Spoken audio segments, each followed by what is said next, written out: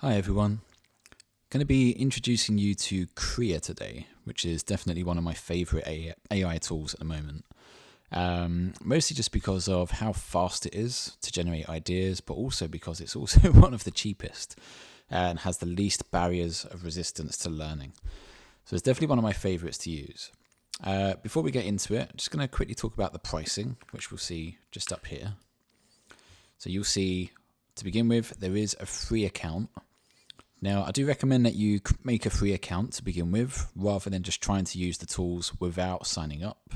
If you try and use the tools without signing up, you will basically run out in half a second or so. You're not going to be able to generate hardly anything.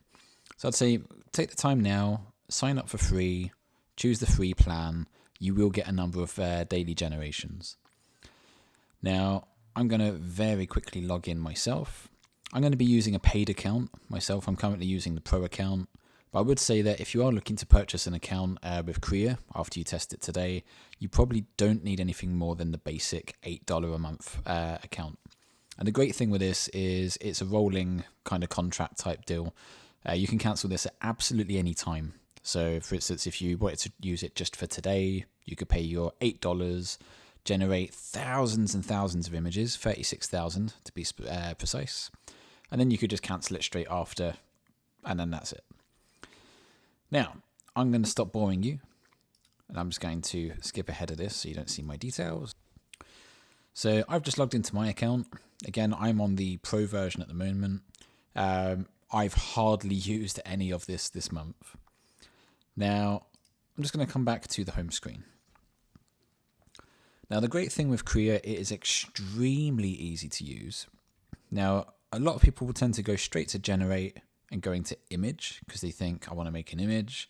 And you will see there are other options here for videos and animations as well. But I think the biggest benefit of Krea is the real-time generation. So I'm going to click on generate and real-time.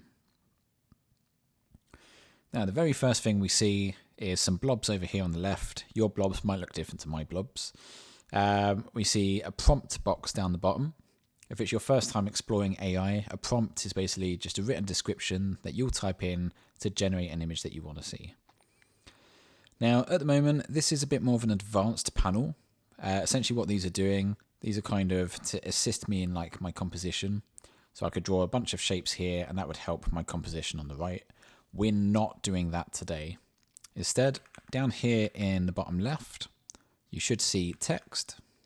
You've got text, compose, screen, and camera. I think that says camera. Yep.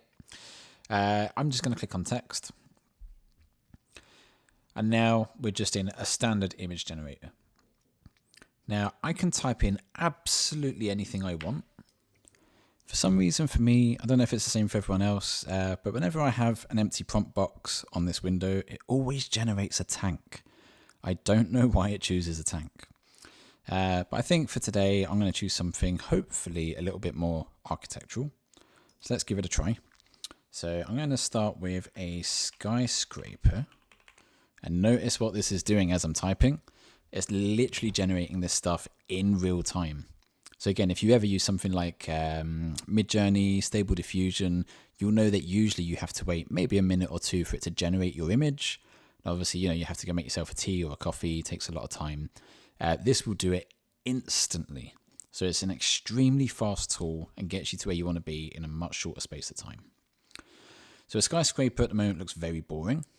So I'm going to say in the shape of, let's do something abstract, giant, friendly, waving teddy bear, designed by Zaha Voronoi, maybe organic forms. Yeah, see what this is doing? It's morphing as I'm typing it. Cellular structures or structure, something like that. Now, that's getting me fairly close. As you can see, he's not waving. He doesn't look particularly friendly. But what I can do, I can start clicking on the variations just down here. Just to the left of the prompt box. And it will still keep the same prompt, but it will cycle through a bunch of different kind of design resolutions. Now, one thing to consider at this stage is this panel down here on the right. So I do have the aspect ratio of the image here, which is currently set 1:1. So obviously perfect for things like Instagram.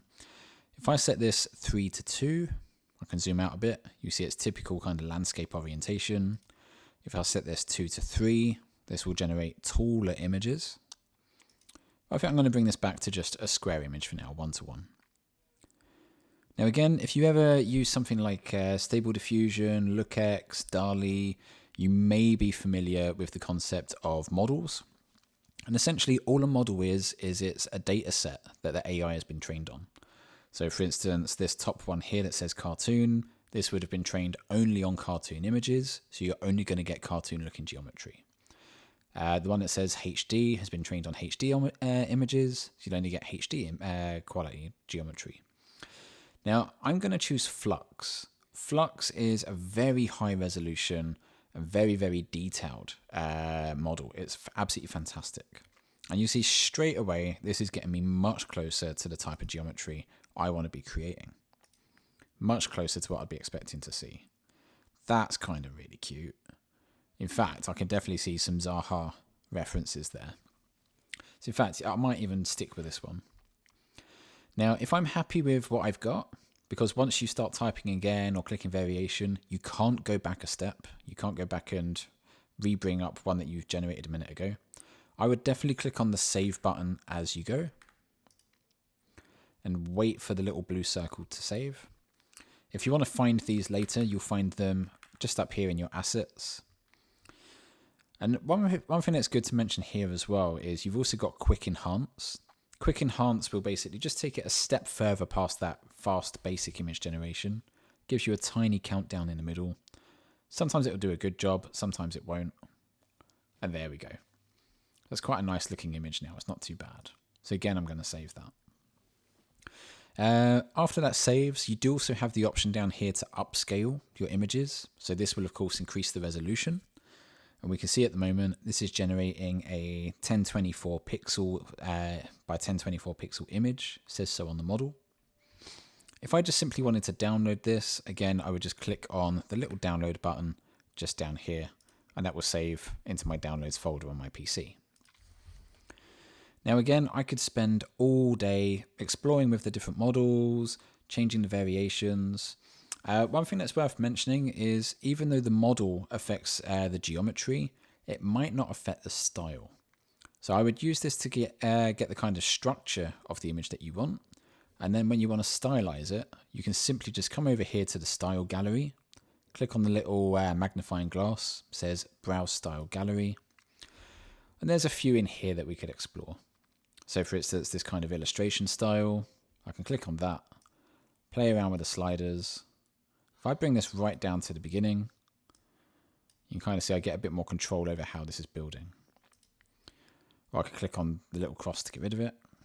Maybe I want a different style, maybe something a bit more like this. Again, it's just about creating that balance between the two.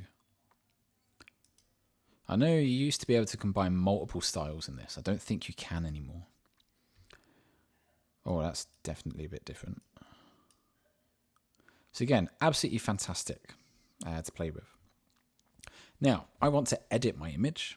So I think what I'm going to do, I'm going to come up here and go to Assets, just at the top of the screen. And up here, you'll see that I've already done some previous teddy bear skyscraper explorations. So I'm going to click on one of the ones I've just created up here. And you'll see that I get some options. So I think the first one I want to do, rather than upscale it, I just want to edit my image. So I'm going to click on the edit button. Now it says click to upload image, but it's already uploading from my asset library. And what I want to do here, I want to be able to start adding more stuff to my image, just again through more AI and prompting. So I could, use this to cut objects out. I could add more images in, but instead I'm going to click on change region. So I've got a standard rectangular selection. I've got like a magic wand selection. And I've also got this selection just here, my paintbrush selection. And this is what we would call in-painting. So again, if you've ever used Stable Diffusion or LookX, you may be familiar with the term in-painting. But essentially what this means is I can use this paintbrush effectively, and I can start drawing stuff in. So let's give him a little hat. So I've drawn my little area that I want to modify. In my prompt box, I could say maybe party hat. I'm going to click on generate. That's going to do some thinking. You see it's not doing it in real time this time. It's doing an actual bit of thinking. But it's actually matched the composition. It's done a pretty decent job. And again, if I had been a bit more descriptive with my prompt, I could have decided its color, its texture. I could have had things coming off of it. There's so much more I could do with this. And again, once I'm happy, I could either download it or it would just appear back in my assets automatically. There's no need to save it back into the cloud. And if I don't like it, I can either click on undo, click on redo generation if I want it to attempt again, or simply click between my layer states over here on the right. Just quite straightforward. Now, let's try something a bit more interesting. So I think what I'm going to try and do with this one, I'm going to try this blue button here that says turn into video. You see I can also upscale and I can do various other things here too. I'm going to try and turn this into a video. Now, the fantastic thing with this, if you download this image first, before you click on turn into video, what you can do is you can set the same image as the start frame and end frame. And that means that it should fix the camera into one set location. It shouldn't automatically zoom or orbit or pan or anything like that. It should keep it static. Now, one thing that you might come across is problems with kind of human-like movement. So for instance, waving, clapping, walking, things like that can be a bit tricky for this. But I think what I'm going to do, I'm going to keep this as a single start image. I'm not going to add an end frame. I'm going to say a bear walking through a city while waving his arm at people on the ground. In fact, I'm going to say a giant bear. A giant bear walking through a city while waving his arm at people on the ground. Let's give this a try. It's worth mentioning as well that the AI engine that powers this is called Luma. If you ever attended one of my workshops before, you may have heard me mention Luma. It used to be a separate website, just like Krea, but now you can access Luma directly within the Krea software. I would, of course, only recommend that you use the video tools if you have a paid account, because it will eat straight through your credits otherwise. So you could ignore everything it says up here on the top left. Instead, I would focus on this section in the middle. It's giving you a percentage of completion. So this is currently about 30% complete. I'm going to pause this and resume it once it hits 100%. So there we go. So that's just hit 100%. That will take another 10 seconds, 15 seconds or so just for it to build that. So instead, the people on the ground are waving at the bear. So again, you do need to be very, very careful with your prompt structuring. You can see how very, very easy it is for the AI to misinterpret that. So it's zoomed down to the people at the ground. It thinks the people on the ground are the focus. And he's not walking either, interestingly. Maybe it's picked it up that it's a building. I'm not sure. But again, you know, these are the kind of issues that you'll typically run into with AI. So that's why I'm keeping this in. I'm not going to edit this out of the video or anything. I'm going to keep this in because it's an interesting thing to learn from. So I would just simply have a look at maybe adding in some commas, maybe some full stops. Try and generate a focus first. So a giant bear walking, maybe full stop. In the background is a city. While the bear is walking, he's waving his arm at people on the ground. Something like that, for instance, could give a much more detailed prompt for this to follow.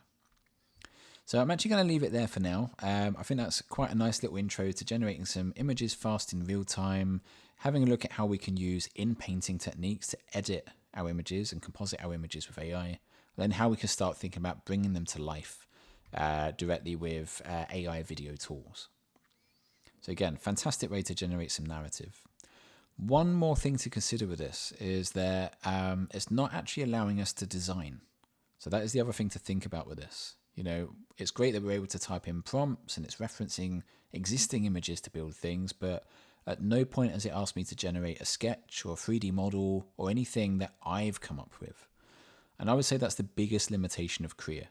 It's great for design ideation, it's great for some quick compositing and editing, but it does have limitations in that it doesn't really assist you as a designer, just with the creative process. It can, however, help you generate reference images that you can then combine with things that you've sketched, for instance. And that's what we'll look at shortly. So I'll see you in the next video.